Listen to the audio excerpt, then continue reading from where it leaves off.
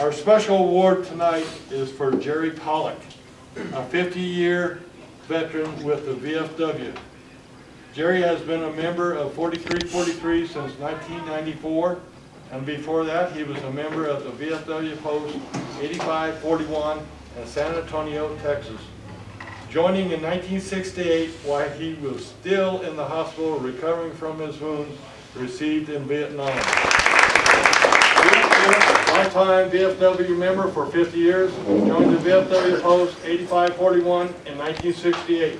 Member of the VFW Post 4343, held all post positions. Most valuable member of Post, thanks for all the help. I joined the military out of the University of Iowa in 1965. I started as a private E1 and attained the captain rank in 4 years. I joined VFW Post 8541 while I was laying in a hospital bed in a half-body cast in my left arm that basically was hung up to dry for almost 2 years. I made a promise to the men I lost in Vietnam that I would always take care of my fellow veterans. And for 50 years, I've tried to fulfill that promise. The almost 25 years that I have been here, many of you know me. We, as a group, accomplished so very, very much for our veterans. We've had our ups, we've had our downs. In the last few years, we got together as a group and decided to make VFW Post 4343 the most honored post in the state of Wyoming. And guess what, guys? We're not going to stop there. We're going to continue to follow our very, very simple mission, to take care of our fellow veterans, their widows, and their orphans. And we will also devote ourselves to serving our community, our children, because they will replace us. They will be the future leaders of not only this country, but of our military. I thank you so very, very much.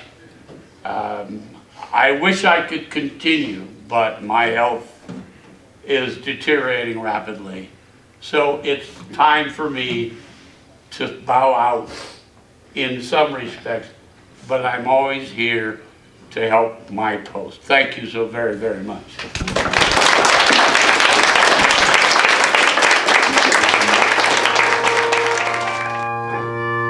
Richard Knapp. Jerry Porter.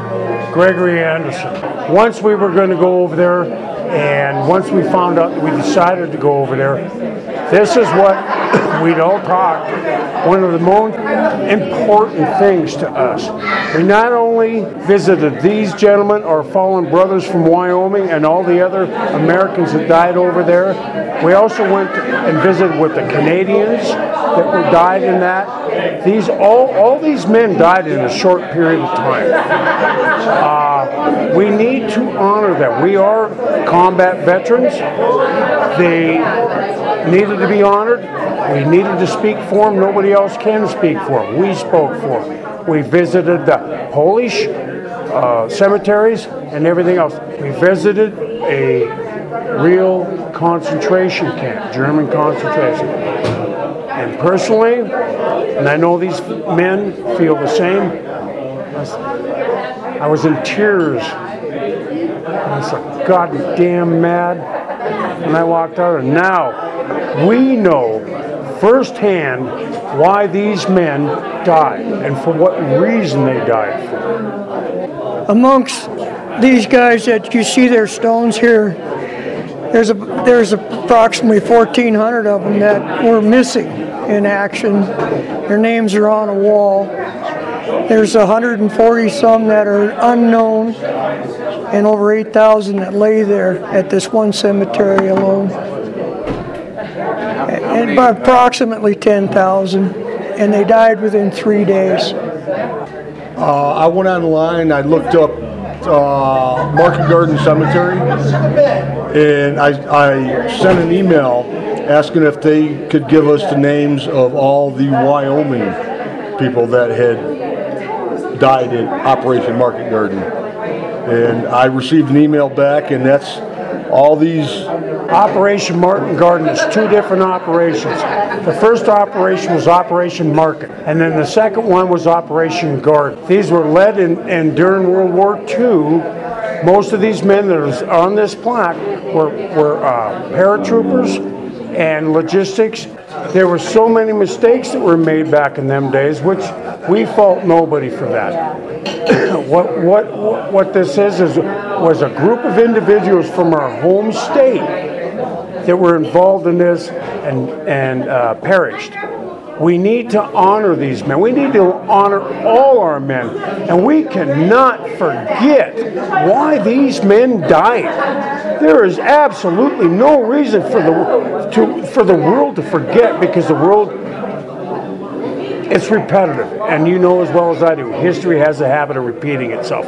We can never let this happen again.